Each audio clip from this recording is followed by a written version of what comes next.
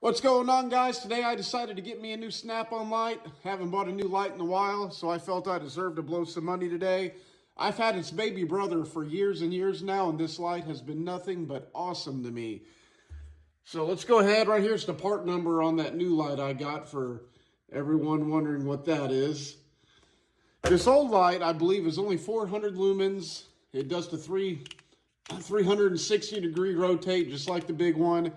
It's got the hold to adjust button on the back where you can adjust the lumen brightness. It goes from 100 up to 400. And I think this guy on high and 400 lumens only lasts for about 2 to 3 hours, maybe 4, but I don't think so. But it lasts quite a while on the low lumen setting. But this new one, it is 1000 lumens, and I think it lasts 5 hours on its high setting. 24 hours on the 100 lumen setting, and it also has an 8-hour button where you just hit that and it will last 8 hours on 100 lumens. So it's pretty cool. I so far like it a lot. They both have the magnetic bases on them, and for you people that say you don't like the magnetic bases on them or other ones are better, what I will have to say is you do have to have a pretty clear flat surface to get it to stick. But once you are on a good flat surface, they will stick forever. This light right here, you can see how the side of it's kind of popped out a little bit, but it still works fine.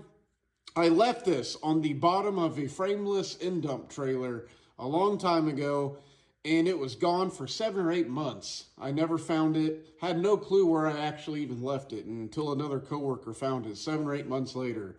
All I did is plug it in, charge it up, and hit the power button, and it came right on. And I've used it ever since, and that was probably at least 4 years ago, and I still use it today.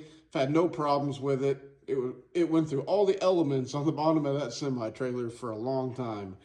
Going up in the air, vibrating and bouncing from rocks and dirt getting dumped, and it's been nothing but awesome. So I can't wait to get to use this bad boy and see how well this one does me. We'll do a little light comparison. It might be hard to tell here in a lit room, but there's the 400 lumen one. I got LED shop lights in here, so you can't even really tell.